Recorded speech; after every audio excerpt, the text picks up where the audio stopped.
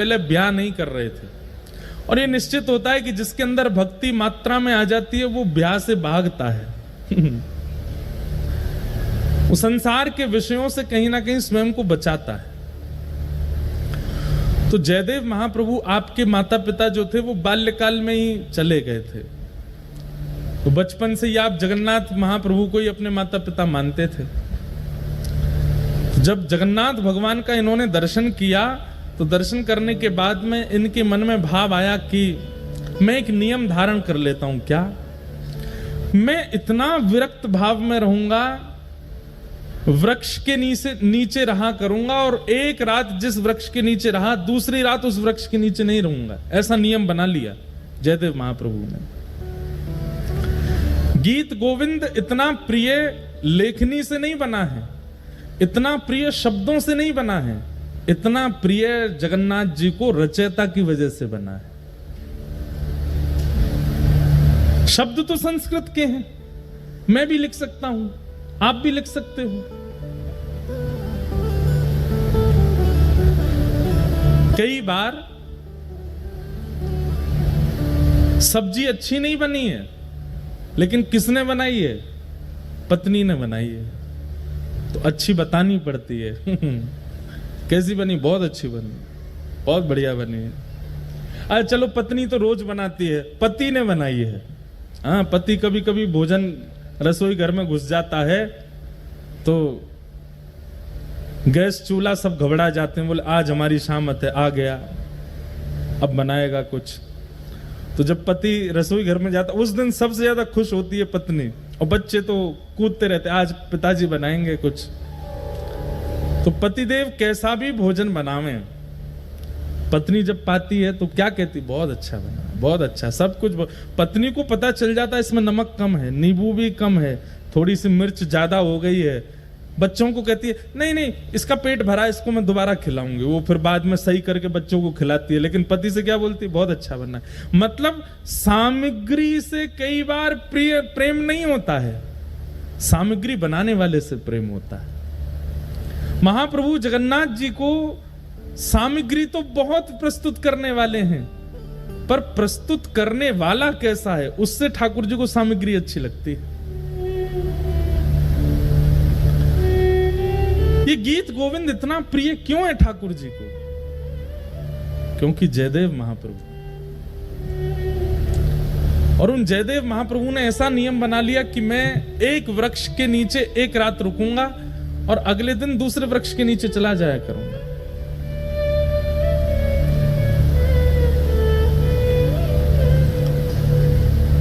महाप्रभु जगन्नाथ जी को बड़ी चिंता रहती है जयदेव जी की। उनको लगा कि बताओ, मेरा इतना प्रिय जयदेव, उसकी रचना मुझे इतनी प्रिय कि ठाकुर जी आज भी गीत गोविंद ओढ़ के सोते हैं, हृदय से लगा के सोते हैं। अरे भाई, कोई प्रेम का निर्वहन 10 साल कर ले, 20 साल कर ले, 50 साल कर ले, 60 साल कर ले। श्री जगन्नाथ महाप्रभु 1000 साल से अपने प्रेम का निर्वहन कर रहे हैं। एक भी रात पिछले 1000 सालों में ऐसी नहीं गई है जिसमें महाप्रभु जगन्नाथ जी गीत गोविंद को लपेट करके ना सोए हों। हर रात गीत गोविंद को अपने हृदय से लगा के सोते हैं।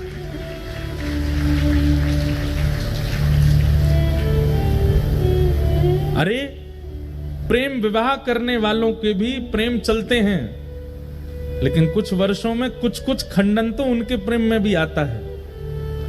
लेकिन ऐसा प्रेमी कौन होगा? महाप्रभु जगन्नाथ जी सोते ही नहीं है बिना गीत गोविंद के। जब तक गीत गोविंद का पाठ नहीं होता नहीं सोते। और केवल जगन्नाथ जी नहीं, बद्रीनाथ चले जाओ, वहां पर भी गीत गोविंद का पाठ होता है, द्वारिका में भी गीत गोविंद का पाठ होता है। गीत गोविंद रात में सुनेंगे तभी ठाकुर जी को नींद आती है, तभी सोते हैं। क्योंकि रचयिता जयदेव है। और वो जयदेव हैं कैसे? उन्होंने नियम ले लिया कि मैं एक वृक्ष के नीचे एक रात रहूंगा, अगले दिन दूसरे वृक्ष के नीचे सोते थे। इतना संग्रह भी नहीं किया कि कहीं मैं एक वृक्ष के नीचे 4 दिन रहा तो ऐसा ना हो जाए कि ये वृक्ष और ये स्थान मेरा है। लेकिन महाप्रभु जी को चिंता होती है जयदेव महाप्रभु की। मेरा जयदेव एक वृक्ष के नीचे सोता है? इतनी बड़ी रचना गीत गोविंद करने वाला एक वृक्ष के नीचे सोता है। तभी श्री जगन्नाथ जी ने एक योजना बनाई, और एक सुदेव नाम का ब्राह्मण था। उस सुदेव ब्राह्मण के कोई संतान नहीं थी।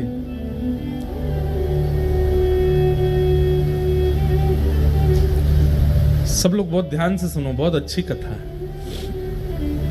ठाकुर जी पहले ही योजना बना लेते हैं। तो सुदेव ब्राह्मण के पहले कोई संतान नहीं थी, तो सुदेव ब्राह्मण ने जगन्नाथ महाप्रभु से कहा कि भगवान एक संतान का सुख मुझे दीजिए, मैं वचन देता हूं उसकी बाल्यावस्था पूरी हो जाने के बाद जैसे ही वो बालक कुमार अवस्था का होगा, मैं आपके चरणों में निवेदित कर दूंगा, वो बालक आपका हो जाएगा। फिर ये मेरा वचन है आपको। तो जैसे ही भगवान ने देखा कि भाई ये जयदेव महाप्रभु एक ही वृक्ष के नीचे रहते हैं, तभी ठाकुर जी ने विचार किया कि हम कैसे इनके इस वृक्ष के नीचे रहने वाले सिस्टम को दूर करवाएं। तभी ठाकुर जी को याद आया कि एक सुदेव ब्राह्मण था, उसने इतने वर्ष पहले हमसे कहा था कि एक संतान हो जाए तो वो हमें अर्पित करेगा। और ठाकुर जी की कृपा से उस सुदेव ब्राह्मण के यहाँ एक पुत्री ने जन्म लिया। महाप्रभु जी ने विचार किया कि उसकी पुत्री अब विवाह के योग्य हो गई है। महाप्रभु जी ने उसको स्वप्न दिया सुदेव ब्राह्मण को, और स्वप्न में जाकर के उसको याद दिलाया कि तुमने हमसे कहा था एक संतान होगी तो तुम हमको अर्पित करोगे, तुम्हारी बेटी हुई, अब भूल गए अपना वचन। अगले दिन ही सुदेव अपनी बेटी लेकर के महाप्रभु जगन्नाथ जी के सामने गया। जय जय, मेरी धृष्टता क्षमा, मैं भूल गया था कि पुत्री आपको अर्पित करनी। मेरी पुत्री, आप इसको स्वीकार करो। जैसे ही उसने प्रणाम किया, महाप्रभु जगन्नाथ जी उसके अंतस्थ में आ गए और बोलने लगे। बोले अब ये हमारी हो गई, तो हम जहां जाएंगे वहां इसको लेके जाओ, हम जहां चाहेंगे वहां इसको दे आओ। बोले आज्ञा करो। बोले एक वन में एक जयदेव महाप्रभु हैं, गीत गोविंद की रचना जिन्होंने की, उनसे जाकर के अपनी बेटी का ब्याह कर दो। पद्मावती नाम था उनका। तो सुदेव ब्राह्मण बोला, भगवान वन में रहते हैं बेटी। बोले अब ये तुम्हारी बेटी नहीं तो तुम चिंता क्यों कर रहे हो? तुम्हारी बेटी होती तुम चिंता करते ना कि जमाई हमारा कैसा, घर है कि नहीं है, परिवार है कि नहीं, संपत्ति। अब तो ये हमारी हो गई, तो अब इसके पिता हम हैं, हम इसके लिए योग्य वर ढूंढ चुके हैं, उससे जाके ब्याह करो इसका। और जो आज्ञा भगवान, बिल्कुल संशय नहीं है मेरे चित्त में, मैं ब्याह कर दूंगा। और जाते जाते जगन्नाथ महाप्रभु, सुनो,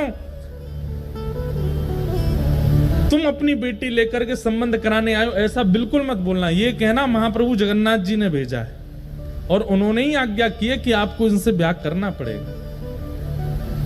ठाकुर जी को कितनी चिंता हो रही है कि जयदेव जी का घर बन जाए, जयदेव जी की झोपड़ी हो जाए। सुदेव ब्राह्मण अपनी पुत्री पद्मावती को लेकर के पहुंचे। श्री जयदेव महाप्रभु एक वृक्ष के नीचे बैठे थे, तो प्रणाम किया। जयदेव महाप्रभु, कहिए भगवान कैसे आना हुआ? बोले भगवान आप सुयोग्य हैं और मेरी बेटी आपके बिल्कुल योग्य है, मैं अपनी पुत्री का आपसे विवाह करने के लिए आया हूं। और ये मैं अपनी पुत्री का विवाह करने इस भाव से नहीं आया कि मैं इनका पिता हूं। महाप्रभु जगन्नाथ जी ने मुझे स्वप्न देकर के आज्ञा दी है कि आप इनको स्वीकार करो। जयदेव महाप्रभु उठ खड़े हुए, हंस करके बोले जगन्नाथ प्रभु तो बोलेंगे ही, खुद ने तो 16,108 किए हैं, उनको क्या कमी है? वो तो 10-5 हजार और कर लें तो भी उनको कोई दिक्कत नहीं, वो तो कर्तुम अन्यथा कर्तुम समर्थ परमेश्वर हैं, वो संभाल भी सकते हैं। पर मैं कैसे संभालूंगा इनको? मैं तो एक वृक्ष के नीचे एक रात रहता हूं, फिर दूसरे वृक्ष के नीचे दूसरी रात गुजारता हूं, तीसरे मेरा कोई ठिकाना नहीं है। और भाई इनको रखने के लिए तो बहुत व्यवस्थाएं करनी पड़ जाएंगी, मेरे भजन में बाधा हो जाएगी, मेरे चित्त में इतना भाव प्रेम नहीं उमड़ पाएगा फिर ठाकुर जी के प्रति। क्षमा करें महाप्रभु, भले ही जगन्नाथ जी ने इनको भेजा। अब देखो ये अधिकार प्रेमी व्यक्ति को प्राप्त होता है। हम आप होते तो घबरा जाते, ओहो जगन्नाथ जी ने कहा है, फिर तो मानना पड़ेगा, फिर तो करना पड़ेगा, फिर तो स्वीकार होना ही चाहिए। लेकिन जयदेव महाप्रभु इतने जानते हैं ठाकुर जी को, इतना प्रेम है उनका, बोले महाप्रभु जी से कहो कहीं और व्यवस्था देखें इनके लिए, बाकी सारी आज्ञा उनकी स्वीकार है पर ये स्वीकार नहीं है, हम बयान नहीं कर पाएंगे।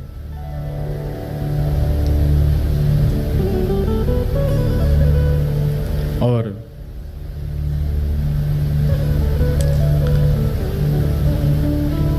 श्री जयदेव महाप्रभु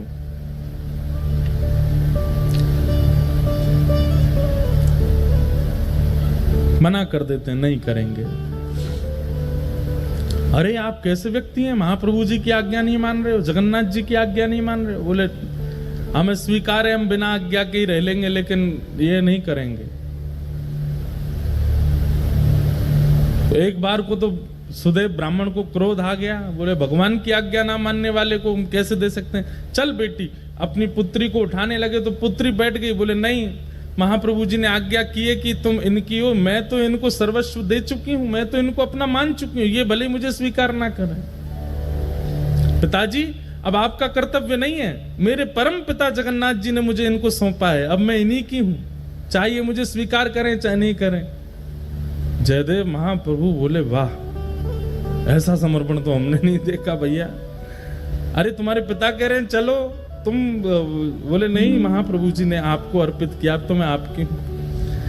जयदेव महाप्रभु बोले छोड़ जाओ इनको, 2-3 दिन हमारी दिनचर्या देखेंगे, खुद ही भाग जाएंगी ये। लेकिन पद्मावती का ऐसा त्याग, जयदेव महाप्रभु अगर उस वृक्ष के नीचे बैठे हैं तो उनके सन्मुख वाले वृक्ष पर बैठ जाती और उनको अपलक नेत्रों से देखती। जैसी दिनचर्या, अब भाई वन में रहते हैं, वन में सांप भी है, बिच्छू भी है, कातर भी है, ना जाने कितने सारे जीव आ जाते हैं, लेकिन सब स्थितियों में बिल्कुल अनुकूल रह करके अपने श्री जयदेव जी को देखती रहती है। अगर ये वीडियो आपके पास 7 सितंबर जो हमारे पितृपक्ष शुरू हो रहे हैं उससे पहले आप तक आई है, या 3 दिन बाद जब वो नहीं जा रही, अब देखो कितनी अच्छी बात है, 3 दिन बाद जब वो पद्मावती वापस लौट करके नहीं गई तो श्री जयदेव महाप्रभु ने मन में विचार किया कि ये इसकी जिद नहीं है, ये श्री जगन्नाथ प्रभु अपना अधिकार दिखा रहे हैं मुझको कि देखो मेरा तुम पर कितना अधिकार है, मैं जिससे चाहूंगा तुमको उससे ब्याह करना ही पड़ेगा। और ये बात सोच करके श्री जयदेव महाप्रभु रोने लगे कि ठाकुर जी मुझ पर कितना अधिकार मानते हैं कि मेरे 5 बार मना करने पर भी ये कन्या अपने स्थान से हिल नहीं रही। इसकी सामर्थ्य नहीं है कि ये वन में रह सके, इसकी सामर्थ्य नहीं है वृक्ष के नीचे रह सके, इसने कहां तपस्या देखी है, लेकिन इसको ये सामर्थ्य कौन प्रदान कर रहा है? महाप्रभु जी। जयदेव महाप्रभु ने जब इसको अधिकार माना कि ये जगन्नाथ जी का अधिकार है मेरे ऊपर, और अधिकार मान करके पद्मावती से कहा मैं तुम्हारा वर्ण करूंगा, चलो। और तब पद्मावती से ब्याह किया, और ब्याह करने के बाद कहा देवी अब तुम तो ऐसे वृक्ष के नीचे रहती अच्छी नहीं लगती, चलो। और फिर बंगाल का जन्म था महाप्रभु जी का, अब पता नहीं, अब ऐसा भी कहते हैं कि वो स्थान उड़ीसा में ही आता है, कई कहते हैं पहले बंगाल में था अब उड़ीसा में, ऐसा कुछ है। केलुबिंद नाम का एक स्थान है, और वहां अपनी पत्नी के साथ गए और गांव के बाहर ही एक झोंपड़ी बना करके अपनी पत्नी के साथ जयदेव महाप्रभु रहते थे। अब ठाकुर श्री जगन्नाथ जी को शांति पड़ी कि हाँ अब ठीक है, झोंपड़ी में रहता है, अब कम से कम धूप, वर्षा, सर्दी, गर्मी, जीव जंतुओं से सुरक्षित तो है, कोई दिक्कत नहीं। महाप्रभु जी ने, जयदेव महाप्रभु महाकाव्य गीत गोविंद की रचना की।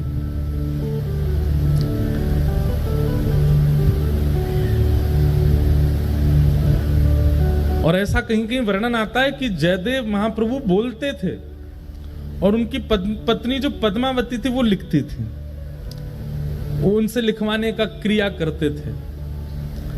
ठाकुर जी की अंतरंग लीलाओं को वर्णन करते और पत्नी से कहते तुम लिखो। दोनों दंपति मिलकर के महाप्रभु जगन्नाथ जी के यश का गान कर रहे हैं, ठाकुर जी की लीला का स्मरण कर रहे हैं। एक बार एक अष्टपदी का सुंदर भाव आया चित्त में, और उस अष्टपदी में रास बिहार का वर्णन कर रहे थे श्री जयदेव महाप्रभु। तो रास बिहार का वर्णन करते करते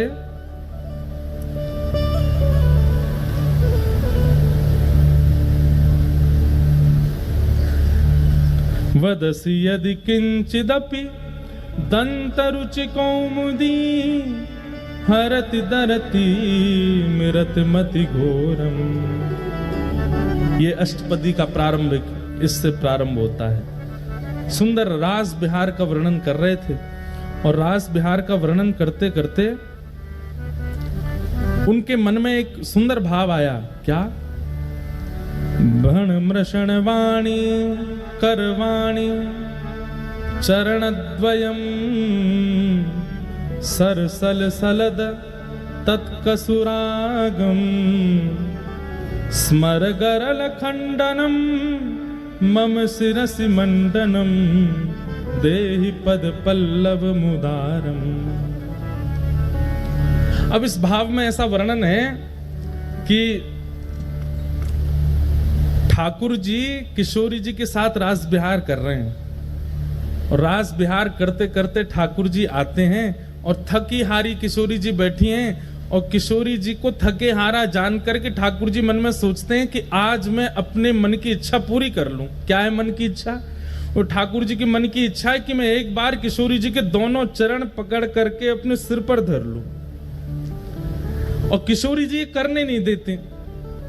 ठाकुर जी किसी ना किसी कौतुक से प्रणाम कर लेते हैं, सिर कभी कभी माथे नीचे धर लेते हैं किशोरी जी के चरणों में, लेकिन ठाकुर जी का क्या मन है कि जो पैर का तलवा है, ऐसे किशोरी जी के दोनों पैर ये बैठी हों और इनके दोनों पैर पकड़ के ऐसे अपने सिर पर धर लूं।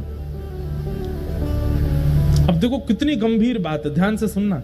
जयदेव महाप्रभु नेत्र बंद करके चिंतन कर रहे हैं, और चिंतन करते करते उनको दृश्य क्या दिखा कि ठाकुर जी ने देखा किशोरी जी थकी हारी बैठी हैं एक शिला पर, और तुरंत ठाकुर जी सोचते हैं आज अच्छा समय है, किशोरी जी के दोनों चरण उठा करके अपने श्री मस्तक पर रख लूं। जयदेव महाप्रभु कहते कहते रुक गए। और रुक क्यों गए? बोले कहीं ऐसा तो नहीं कि ठाकुर जी और किशोरी जी के इस भाव को मैं जो देख रहा हूं मेरी पत्नी किसी अन्य भाव में ले जाए। कहीं ऐसा नहीं हो कि इसके चित्त में यह भाव आ जाए कि ये परमात्मा है, ये साक्षात जगत नियंता जगदाधार त्रिलोकी स्वामी हैं, जो इतने आसक्त हो गए हैं किशोरी जी के प्रति कि उनके दोनों चरण उठा करके अपने सिर पर रख रहे हैं। कहीं इसके चित्त में कोई अन्य भावना तो नहीं आ जाएगी?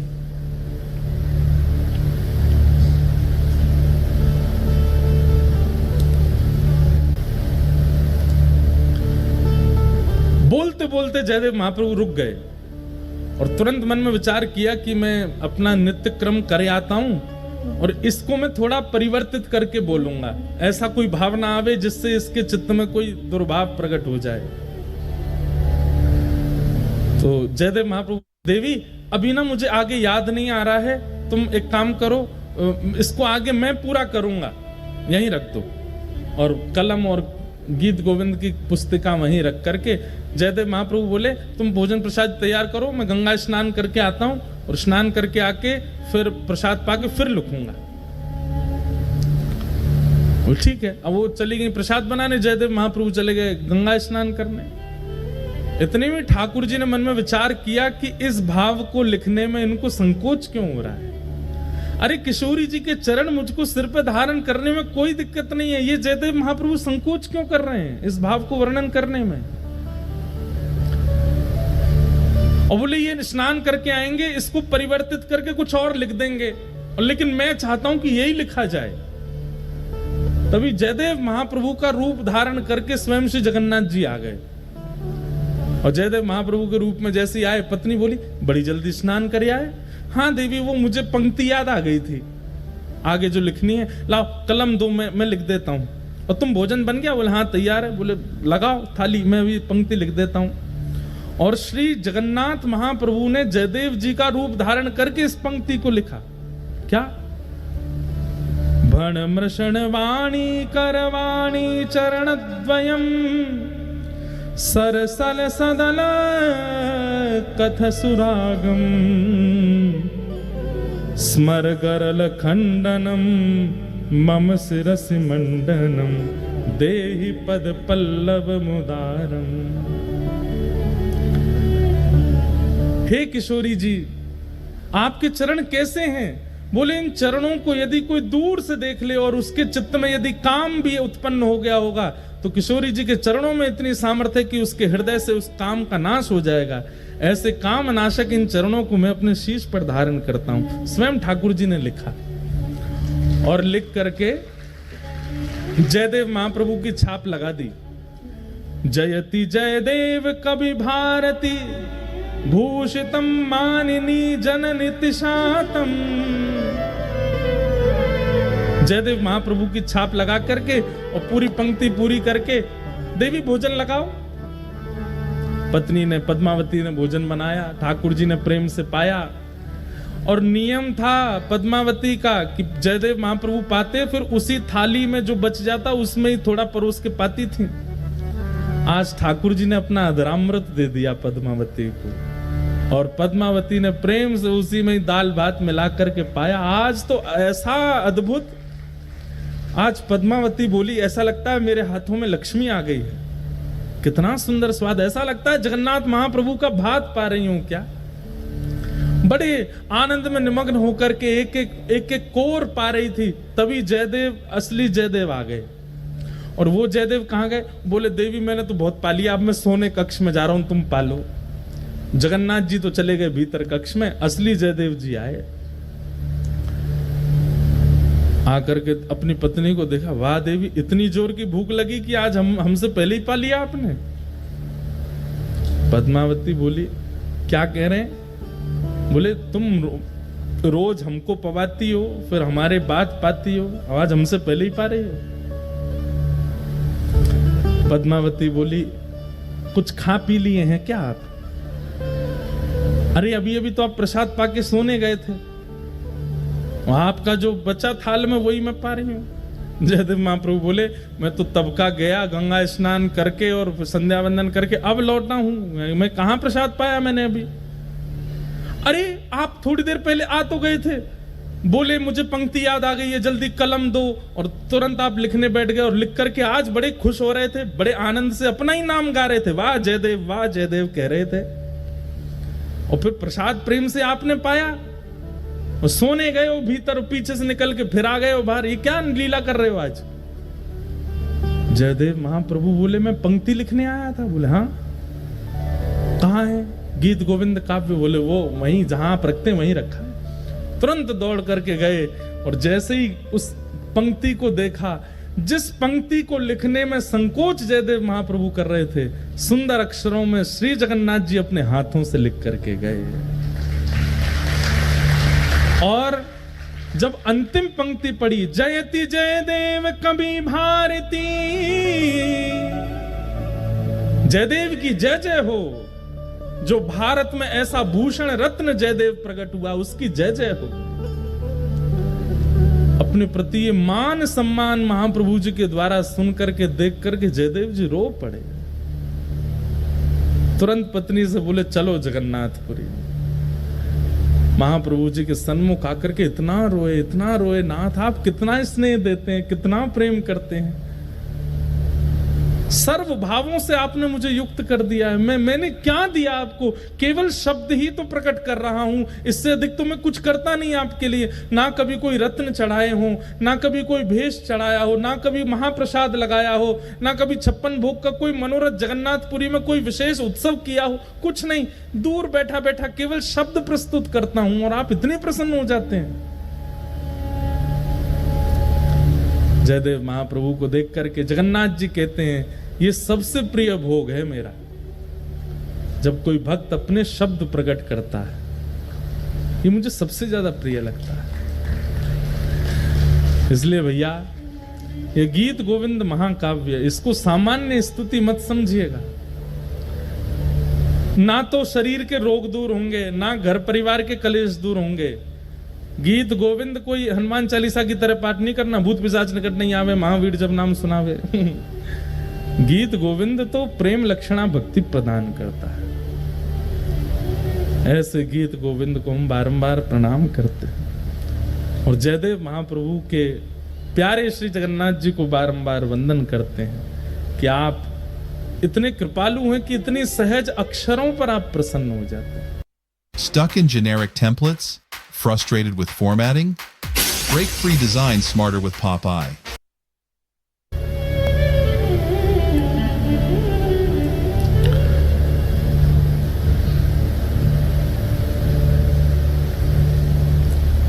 आज आधी से ज्यादा कथा तो गीत गोविंद पे ही हो गई, लेकिन अच्छा है ना, महाप्रभु जी को प्रिय है।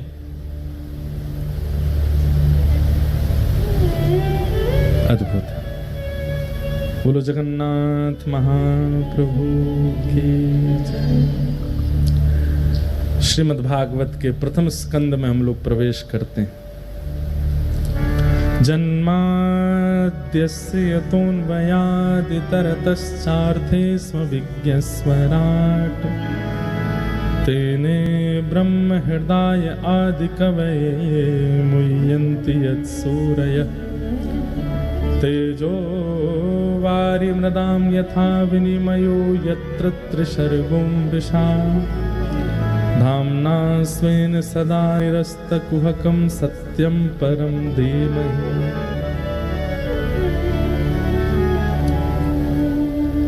श्री जयदेव अब देखो एक बात मेरे को अब आ रही है रह के याद, तो मैं क्या करूं बताओ। मैं तो चाह रहा हूं कि, लेकिन जयदेव महाप्रभु का एक प्रसंग हमने पढ़ा है। जो लोग कहते हैं कि ठाकुर जी हमको वृंदावन नहीं बुलाते या हमको वृंदावन में नहीं, इतने साल हो गए हमको वृंदावन नहीं जाने को मिल रहा है, आदि आदि लोग भाव रखते हैं। श्री जयदेव महाप्रभु भी पूरा जीवन व्यतीत करने के बाद वृंदावन गए, अपने अंतिम दिनों में वृंदावन पहुंचे और जैसे ही वृंदावन पहुंचे हैं बस फिर ज्यादा देर रह नहीं पाए।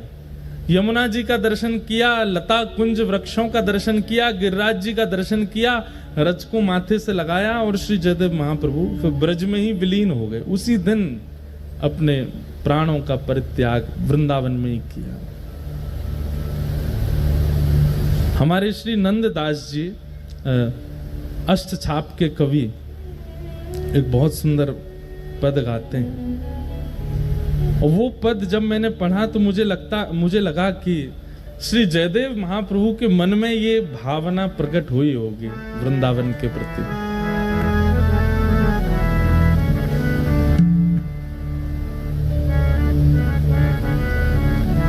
क्यों ना भये हम मोर वृंदावन, क्यों ना भये हम मोर वृंदावन, क्यों ना भये हम मोर वृंदावन, क्यों ना भये हम वृंदावन के मोर क्यों नहीं बने।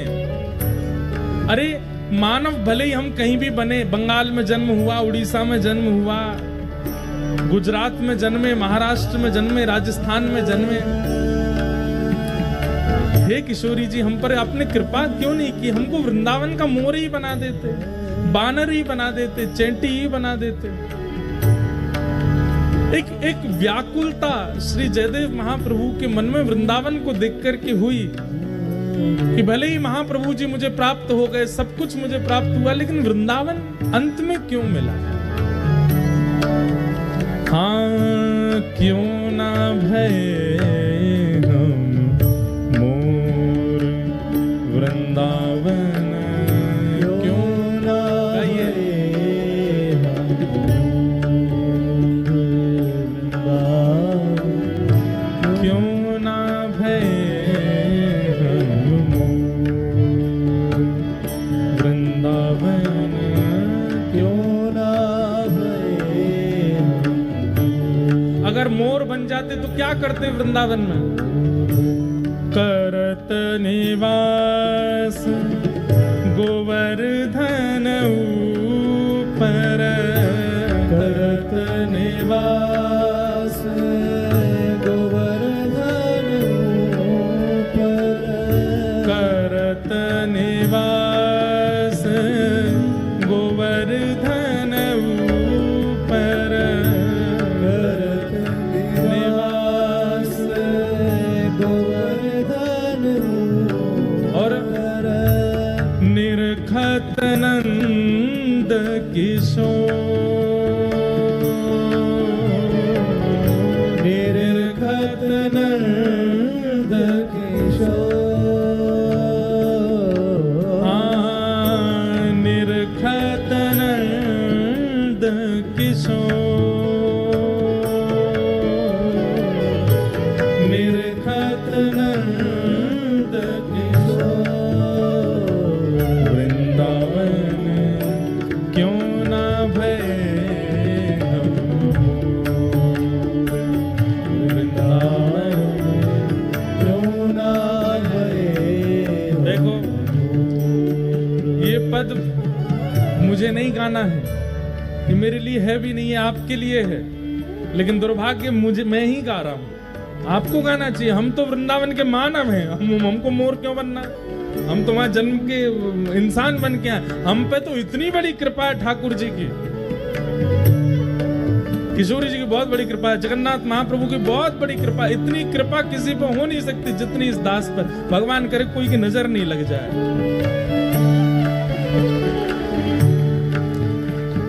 और ये कालिया बैठे ना, हमारे संग नजर लगेगी नहीं। कोई कहता आप यहाँ पे बिंदी लगा के आओ, कोई कहता पैर उनमें काजल लगा के जाओ, कोई कहता गंडा, ये तो आज एक माता जी पहना गई आपको नजर नहीं लगे। अरे जिसके संग साक्षात काजल घूम रहा है उसको नजर कैसे लगेगी? तो ये भाव मुझे नहीं गाना है, मैं तो मानव हूं वृंदावन का, आपको गाना। ओ वृंदावन क्यों ना भय हम, वृंदावन क्यों ना भय हम। और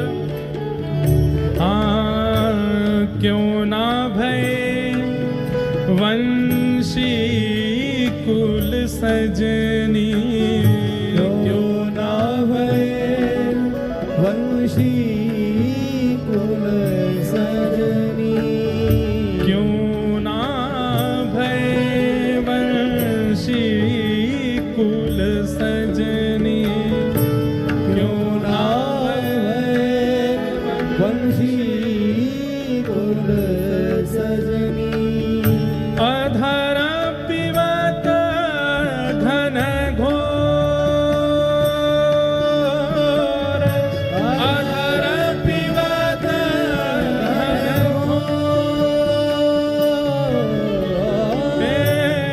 अधर पिबत घन घोर,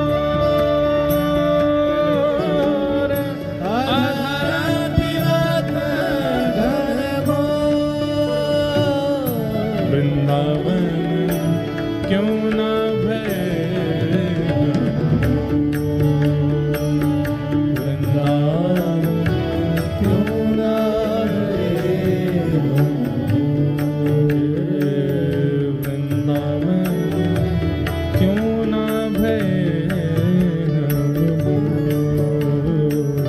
वृंदावन क्यों ना भय। श्री जयदेव महाप्रभु मानो यही विचार कर रहे हैं, काश हम मोर बन गए होते, गिरिराज जी पर रहते, निरंतर श्री कृष्ण को निहारते रहते।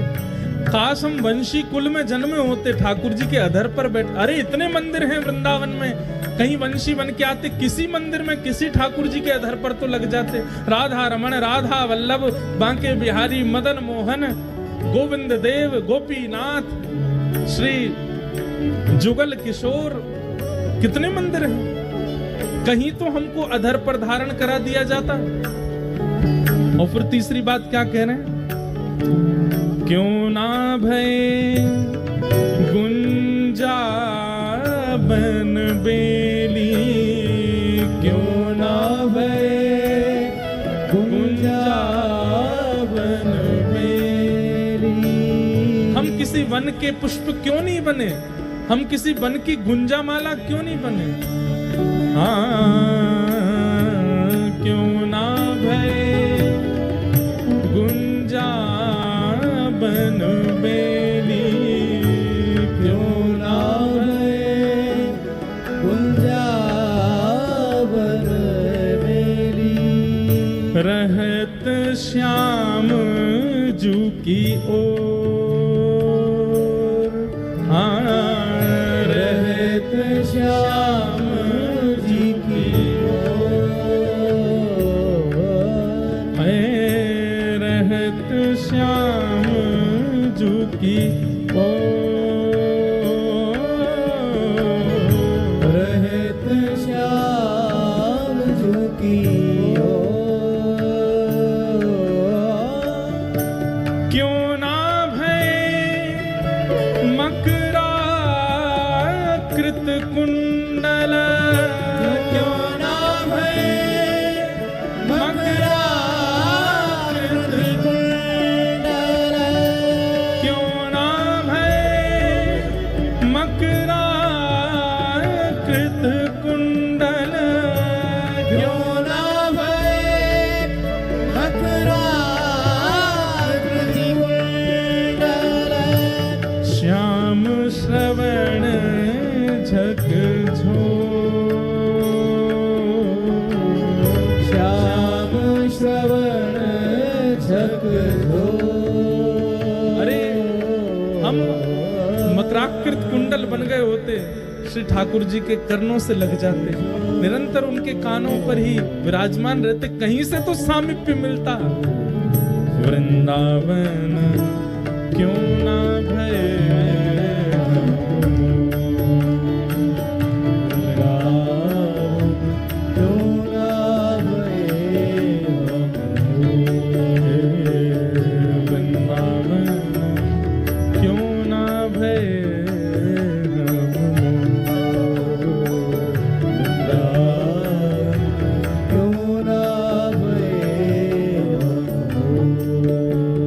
परमानंद दास जी का पद है। परमानंद दास को ठाकुर, परमानंद दास को ठाकुर, परमानंद दास को ठाकुर, परमानंद दास को ठाकुर। गोपिन के चित चोर, गोपिन के चित चोर, गोपिन के चित चोर, गोपिन के चित चोर। वृंदावन क्यों ना भये वृंदावन क्यों ना भये वृंदावन क्यों ना भये